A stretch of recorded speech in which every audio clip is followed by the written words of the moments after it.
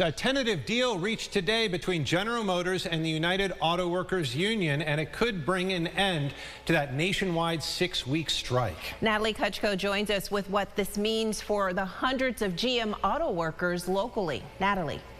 Hi, Adam, Teresa. Leaders with the local UAW union, which represents about 700 auto workers at Rochester's GM plant, say they weren't expecting this news so soon.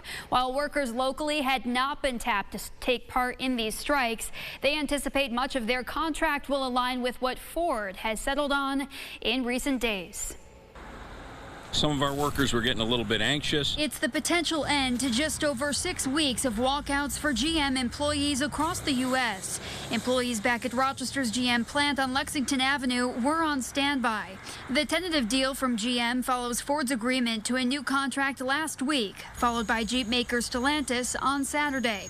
Both will last 4 years and 8 months and include 25% general pay raises and cost of living adjustments. We do pattern bargain in the UAW, so we expect it to be very similar. There's some job security clauses in there that are very important.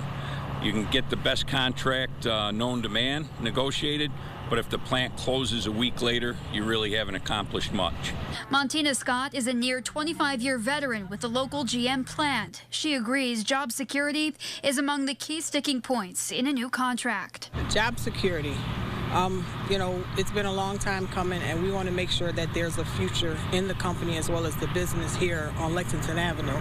I've been here 24 years, and, we've been through contract after contract, and we just want to make sure there's something here for the future, like my grandkids, my kids, everyone else's.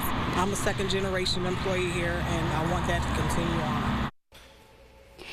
UAW Local 1097 President Dan Maloney, who we just heard from, will head to Detroit in the next week, he says, to review this tentative agreement and ultimately present the findings, conditions to GM's employees in Rochester. He says he does expect a vote to take place on that new contract within 2 weeks. For now, in the studio, Natalie Kuchko, News 8.